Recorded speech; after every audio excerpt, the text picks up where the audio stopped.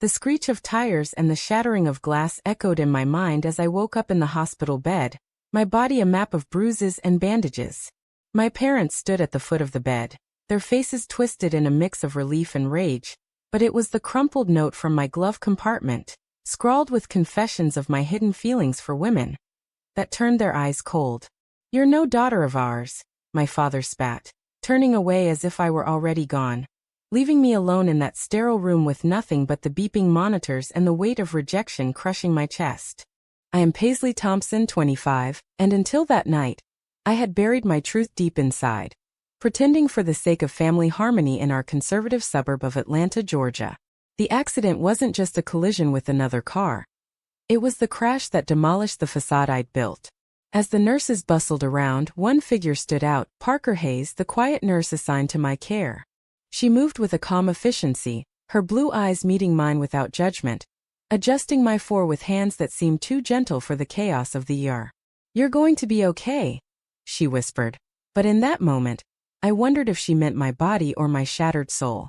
Discharged after 2 weeks, I had nowhere to go. My parents had cleared out my room, shipped my things to a storage unit, and changed the locks. Friends from church, the only circle I'd known, ghosted me after the rumors spread like wildfire. "Paisley's one of those," they whispered, as if my orientation was a disease. I sat on the hospital curb, phone in hand, scrolling through contacts that led nowhere, my mind racing with questions. How do I rebuild when everything I knew has turned against me? That's when Parker appeared, her shift just ending, carrying a duffel bag. "I heard about your situation," she said softly, her voice steady. "My apartment's small, but there's a couch. Just until you get on your feet." I hesitated, the offer feeling like a lifeline thrown into turbulent waters. What choice did I have?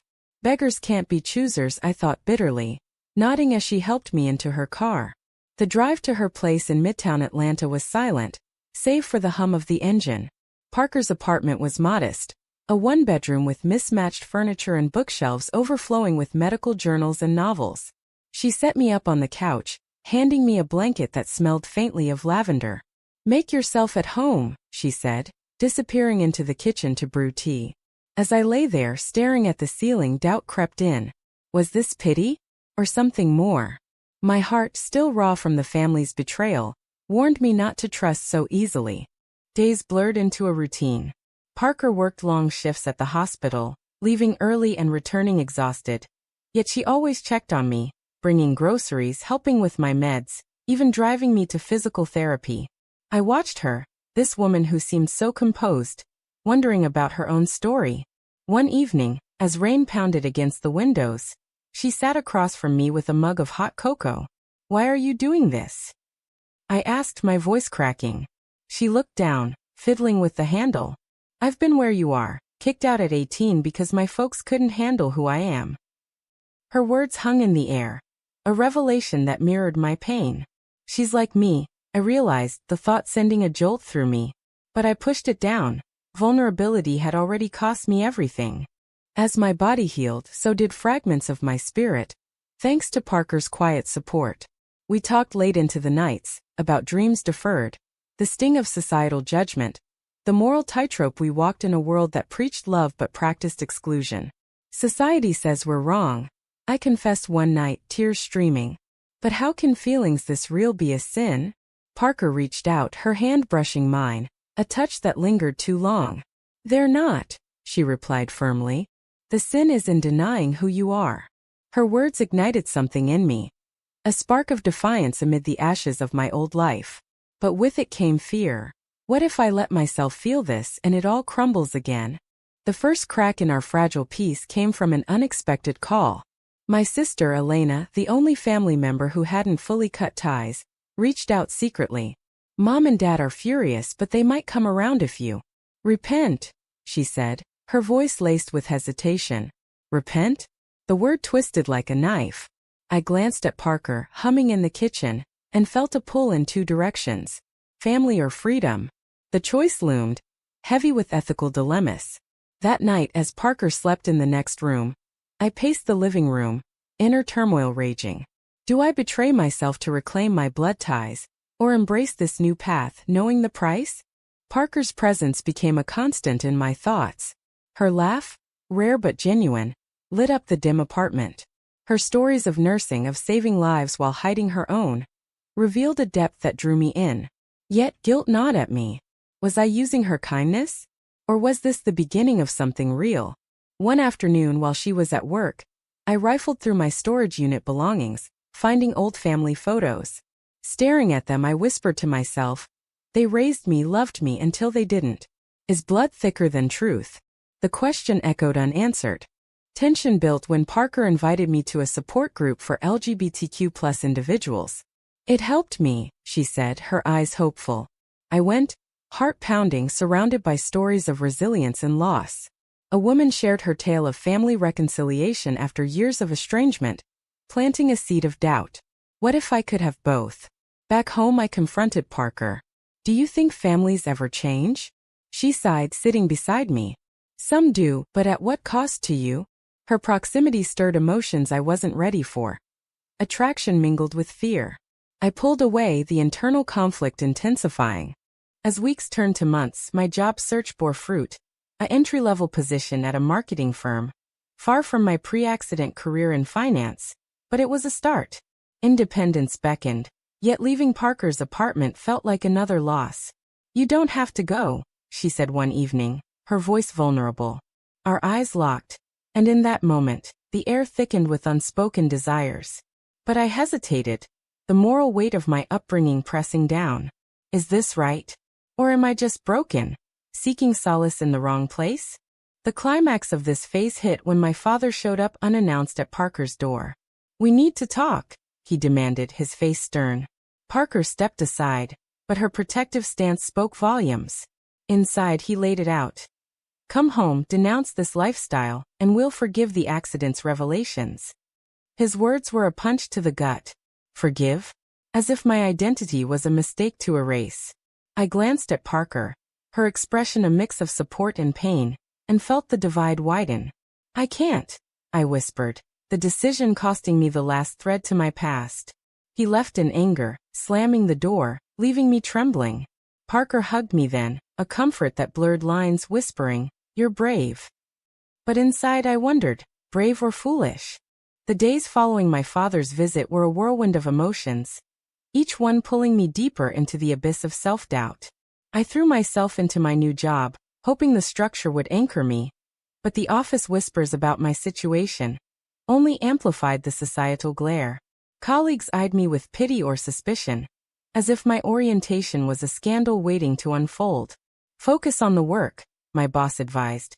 But how could I when every glance reminded me of the prejudices I'd escaped? Or had I? Parker became my confidant. Our conversations evolving from survival tips to shared vulnerabilities. One night, over takeout pizza, she opened up about her own exile. My parents were devout like yours. When I came out, they said I'd chosen hell over heaven. Her words resonated, stirring a kinship that bordered on intimacy. I found myself studying her, the way her blonde pixie cut framed her face, the subtle curve of her smile. Stop, I chided myself inwardly. This is dependency, not desire. But the line blurred with each passing day. Conflict arose when Elena called again, pleading. Dad's health is failing. He regrets the harshness, come see him. The news hit like a second accident. Duty clashed with self-preservation. Parker noticed my distraction. Family pulls strings even when they're cut, she said wisely. We argued that night, my frustration boiling over. You don't understand. They're all I had. She recoiled, hurt flashing in her eyes. And what am I? Just a temporary shelter. Her question hung, exposing the unspoken tension between us.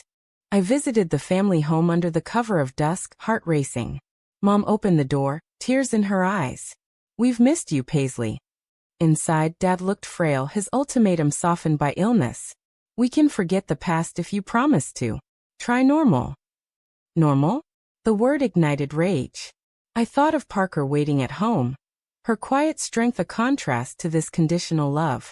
I can't pretend anymore, I said, standing firm. The fallout was swift, accusations of selfishness, of abandoning faith. As I left, Elena followed, whispering, You're tearing us apart. Her words haunted me. Am I the villain here, or the victim? Back at the apartment, Parker waited, concern etched on her face. I collapsed into her arms, sobbing. They want me back, but not as me. She held me, her touch electric, awakening feelings I'd suppressed. You deserve to be whole, she murmured. In that embrace, desire flickered. A forbidden warmth that terrified me. What if this leads to more pain? The moral quandary deepened. Betray my roots for personal truth, or sacrifice happiness for familial peace. As our bond grew, so did external pressures. At work, a coworker outed me further, spreading rumors that reached clients. We can't have distractions, my boss warned, hinting at probation. Society's judgment felt like a noose tightening. Parker faced her own battles. Hospital colleagues questioning her living arrangement. Is she your girlfriend? One asked snidely. She denied it, but the seed was planted. That night she confessed. I'm scared too, Paisley. What if this ruins everything? A turning point came during a community event, a pride rally in downtown Atlanta. Parker convinced me to go, anonymity in the crowd. Surrounded by chants of acceptance, I felt a surge of belonging. But spotting a familiar face, my old pastor, shattered the illusion. He approached, disappointment in his eyes. God can heal you, he preached. I fled, Parker chasing after. Don't let them define you, she urged. In the car, emotions overflowed. I want to be free, I admitted, our hands intertwining. The contact sent shivers, a silent admission of attraction. Yet betrayal loomed. Elena, desperate to reunite the family, leaked details of my whereabouts to Dad. He confronted Parker at the hospital, accusing her of corrupting me. Stay away from my daughter, he bellowed in the lobby. Parker stood her ground, but the scene humiliated her. When she told me, guilt consumed me. This is my fault, I whispered. She shook her head. No, it's theirs, for not loving unconditionally. But inside I questioned. Have I dragged her into my mess, repaying kindness with chaos? The strain tested our limits. Arguments escalated, about boundaries, futures, loyalties. You can't have it both ways, Parker said during one heated exchange. Choose them or you. Her ultimatum mirrored my inner war. That night, alone on the couch, I pondered the costs. Family offered security, but at the price of authenticity. Parker promised truth, but with uncertainty's risks. Which path is ethical? The one society endorses, or the one my heart demands? Reconciliation attempts faltered. A family therapy session, arranged by Elena, turned into an ambush. Admit it's a phase, Dad pressed. I refused, storming out. Parker picked me up, her support unwavering. You're stronger than you know, she said. In her eyes I saw possibility, a life unapologetic. But doubt persisted. Is this love, or just gratitude amplified by trauma? As high summer hit Atlanta, our dynamic shifted. Shared meals became charged with glances, conversations laced with subtext. One evening, after a grueling day, Parker massaged my aching shoulders from therapy. Her touch lingered, sparking an internal debate. This feels right, but is it? Society's voices echoed. Wrong, unnatural. I pulled away, excusing myself. I'm sorry, I muttered. She nodded, masking hurt. The unspoken desire hung like a storm cloud. The chapter's peak arrived with a job offer, a promotion requiring relocation to Chicago. It's a fresh start, my boss said. But leaving meant abandoning Parker, the one constant in my upheaval. I confided in her, expecting encouragement. Instead, vulnerability surfaced. What about us? She asked softly. Us. The word electrified the air. I don't know, I admitted. Inside, turmoil raged. Stay and risk heartbreak, or flee and regret. The job offer loomed like a crossroads, forcing decisions I'd avoided. Chicago promised anonymity, a escape from Atlanta's judgmental eyes. But it meant severing the fragile thread with Parker. Think about it, she said neutrally, but her eyes betrayed longing. I paced the apartment that night, inner monologue relentless. You've imposed enough. Let her go before you hurt her more. Yet the thought of solitude terrified me. Family pressures intensified. Dad's health declined. Elena relaying updates laced with guilt. He asks for you daily. The moral tug-of-war peaked during a hospital visit. Dad on his bed, frail but unyielding. "Come home, Paisley. We can fix this." Fix? As if I were broken. I left conflicted, tears blurring the drive. Parker waited, sensing the storm. "Don't let them manipulate you," she advised. But her words clashed with my ingrained duty. Blood demands sacrifice, doesn't it? Betrayal struck from within our circle. A mutual acquaintance from the support group, jealous of our closeness, spread rumors, claiming Parker exploited vulnerable patients. The hospital investigated, suspending her temporarily. "It's baseless," she insisted, but the damage was done. Colleagues distanced themselves, society's stigma amplifying the lie. I confronted the accuser, rage boiling. "Why?" She smirked. "You two think you're special? The world isn't ready." Her words exposed the ugly underbelly of even accepting communities, internal prejudices festering. Parker's suspension isolated us further. We spent days indoors, the apartment a cocoon of tension. "This is the price," she said bitterly, "for being open." I held her as she cried, our roles reversing. In that vulnerability, attraction deepened. Her resilience drew me like a magnet, but ethics screamed, "She's hurting because of you. Pull back." Instead, I leaned in, our foreheads touching in silent solidarity. A moral dilemma arose when Elena offered a truce. "Help with Dad's care, and we'll accept. Whatever." Whatever? The vagueness tempted, a half measure for peace. I debated sharing with Parker, fearing her reaction. "They'll never fully accept," she predicted when I did. Our argument escalated. "You're naive," I shouted. "Family is everything." She flinched. "Not if it costs your soul." The word stung, highlighting our differing scars.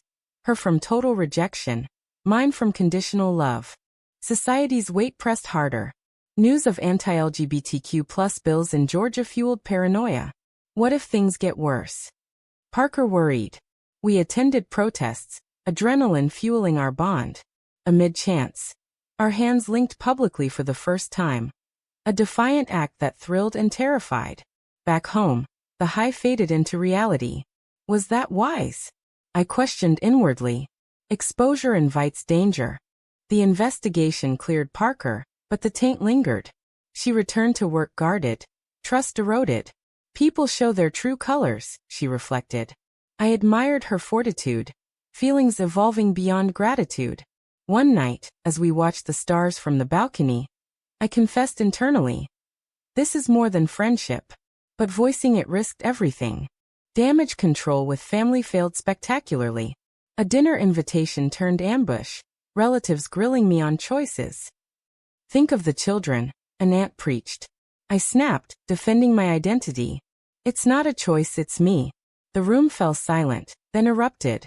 Dad, weakened, whispered, "Leave." Elena escorted me out, apologetic. They're scared. Scared? Of love? Parker's support became my anchor, but cracks appeared. Jealousy surfaced when I reconnected with an old friend, straight and safe. Is this what you want? Normalcy? Parker asked sharply. The accusation hurt. No, but stability. Our words weaponized pain, revealing insecurities. Inside, I agonized. Am I sabotaging this for fear of commitment? High tension built toward a confrontation. Dad's condition worsened, demanding a hospital vigil. I went alone, guilt over Parker gnawing. There, Elena cornered me. Choose us or her. Her? Word had spread. It's not that simple, I protested. But it was the ultimate divide. Returning home, Parker sensed the shift. What happened? I broke down. They know about us. Us. The word slipped, acknowledging the unspoken. She paled. And I defended it. Relief washed over her, drawing us closer.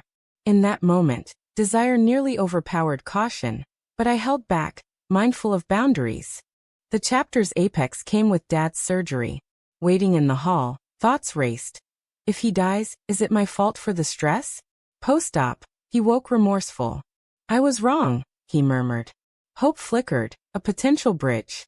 But conditions attached. Just. Discreet. Discreet? The compromise tempted. A ethical gray area. Parker reacted poorly. Half acceptance is no acceptance. Our rift widened. You don't get it. I yelled. He's dying. She softened. I do. But don't lose yourself. The debate raged internally. Compromise for family, or stand firm for integrity. As autumn leaves fell, our relationship teetered. Shared moments, cooking, laughing, contrasted with silences heavy with unspoken fears. What are we? I wondered silently. The answer loomed, demanding courage. Dad's partial apology opened a Pandora's box of mixed signals. Family gatherings resumed tentatively, with unspoken rules. No mention of Parker, no displays of that life. I complied at first, craving normalcy, but each visit chipped at my soul. Smile and nod. I told myself, but the facade echoed my pre-accident lies. Parker noticed the change. You're withdrawing, she observed. Guilt surged. Balancing worlds meant shortchanging both. Societal backlash escalated. A local news story on family values, rallies targeted LGBTQ+ rights, protesters chanting outside our building. We know who you are, one yelled. Fear gripped us, anonymity shattered. Parker suggested moving. For safety. But uprooting meant admitting defeat. Internally, I debated. Fight or flight? The moral cost of hiding versus standing tall. Betrayal hit close. Elena, under pressure, revealed more to the family, details of our living arrangement. They deserve to know, she justified. Fury boiled. You promised discretion. The confrontation severed our sibling bond temporarily. Choose sides, she said. Sides. As if love was a war. Parker's patience waned. I can't be your secret. Her words pierced, forcing reflection. Am I ashamed? Or protective? Nights alone, I dissected motives. Fear of loss drives cowardice. A workplace crisis amplified turmoil. A client, conservative, discovered my orientation via social media. We can't associate, they pulled out. My job hung by a thread. Adapt or leave, boss implied. Society's discrimination felt personal, a reminder of systemic barriers. In desperation, I sought counsel from the support group. Stories of similar struggles offered solace. But one woman's tale of losing everything for love haunted me. Was it worth it? She asked rhetorically. Yes, she concluded. Inspired, I confided in Parker. I want to be open. She smiled, hope reigniting. Family reconciliation faltered again. At Thanksgiving, tensions exploded. An uncle toasted traditional values, glaring at me. I challenged him. Love is love. Chaos ensued, arguments, tears. Dad, post-surgery weak, sided vaguely with tradition. Respect the house. I left early, heart heavy. Parker comforted me that night. You stood up. Her pride warmed me, blurring lines further. Attraction simmered, unaddressed but palpable. What if we? I trailed off inwardly. The risk, ruin friendship for potential romance. Moral conflicts peaked with a proposition from Elena. Move back alone, and we'll support you financially. The offer tempted, stability after instability. But it meant abandoning Parker. Think of Dad, Elena urged. Duty versus desire, the eternal clash. I agonized, confiding partially in Parker. They're offering help. She saw through it. At what price? Our discussion turned raw. I feel trapped, I admitted. She reached out. You're not alone. The touch ignited sparks, a near confession halted by fear. External damage mounted. Vandalism at the apartment, slurs spray painted. Police dismissed it as prank. Society's apathy fueled anger. We can't stay, Parker decided. Relocating plans began. But to where? Chicago's offer resurfaced. The turning point. Dad's relapse. Rushing to the hospital, I found him lucid. I love you, but I can't change. His honesty forced mine. Neither can I. Tears flowed. A bittersweet understanding but no full acceptance. Returning, I found Parker packing. For us. Misunderstanding flared. No for me if you choose them. Panic set in. Don't go. Emotions overflowed. I pulled her close. I need you. The admission hung, charged with implication. Resolution teetered. We talked till dawn, fears, dreams, desires. This could be real, she whispered.